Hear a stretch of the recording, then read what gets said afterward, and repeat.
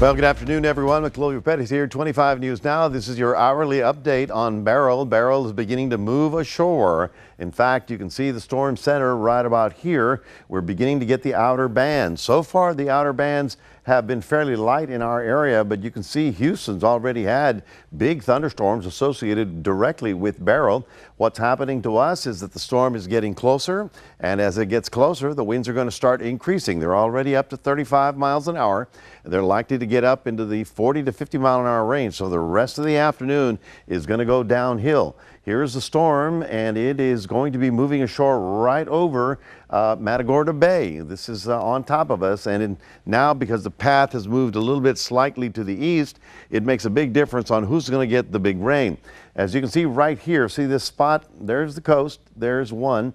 Monday, 7 a.m., the storm should be on shore right here at 85 miles an hour. So the winds are going to start increasing. The rain is going to be sporadic, and it's going to be like this all night long because the actual storm center, the eye itself, remember it's 100 miles wide, but the eye itself should move ashore around 1 or 2 o'clock in the morning. And then the good news is that it's not going to linger like we originally thought. You may remember we talked about 7, 10 inches of rain.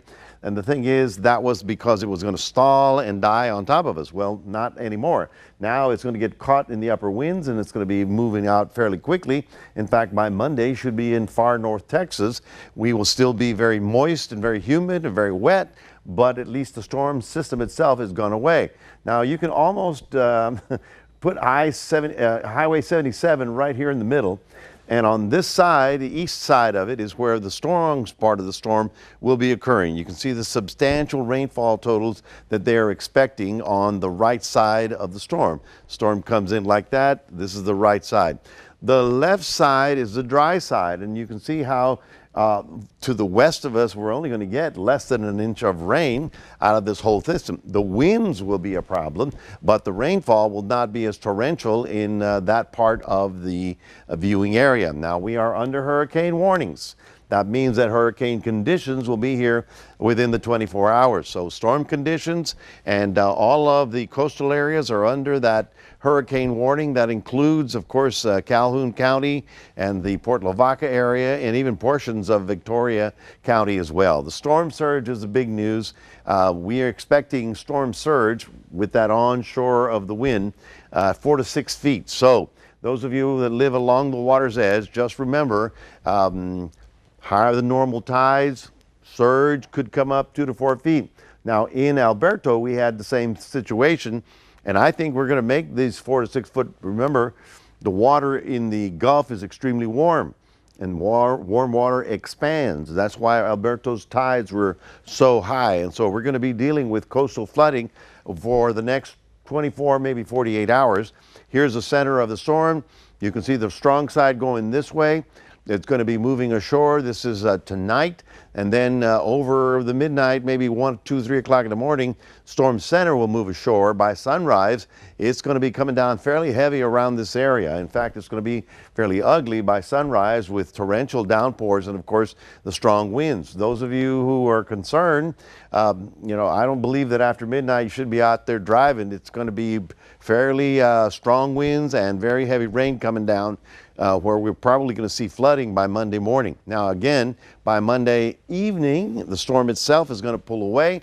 We're going to stay on a very warm and muggy side, and the shower activity will continue, but at least the winds will no longer be a problem. Here's another view of the winds. You see the winds going up here? They're going up and around the storm center, so it brings it in right at Matagorda Bay, or maybe even Palacios may see the center of the eye as it moves ashore. But we in the city of Victoria are going to be looking at that downslope wind. The upslope is where the big rains will occur and the very strong winds. And then we're left with a very volatile environment where additional shower activity will be rolling around. And like I said, in Port Lavaca, there's a big line of storms just about to come in. There's a perfect live picture. As you can see, here's the Port Lavaca harbor, and the boats are beginning to rock around, but you can see on the horizon big thunderstorms already moving ashore. So those of you in Calhoun County and certainly down toward the sea drift area, you start getting ready. And for those of you in Palacios, all the way up Matagorda City, all the way to Bayside, you're going to get the strongest side of the storm. So just remember that. Heavy rains, and in addition to that, the coastal flooding is a big issue. Obviously, the temperature's not relevant, but tomorrow, Monday, looks like storms day all day long. In fact, the storm total for Monday could exceed 3 to 4 inches in the entire day. So we've got alert days up for Tuesday and Wednesday because of continuing leftovers from Beryl. Beryl by Tuesday, however, will be out of the area. Now we're going to be here. The entire crew is in. We're going to be fanning out the area, making sure things don't go wrong. And if anything does, we'll be there to report on it.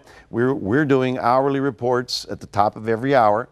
Right now, you should go make sure you pull everything in that's going to be out there that's loose on your property, that, canvases, tarps, even trash cans that could blow in the wind, because as our winds will pick up tomorrow, it's going to be a very wet day over the coastal areas. And so we're going to have our newscast at 5:30 with the reports from all over the area.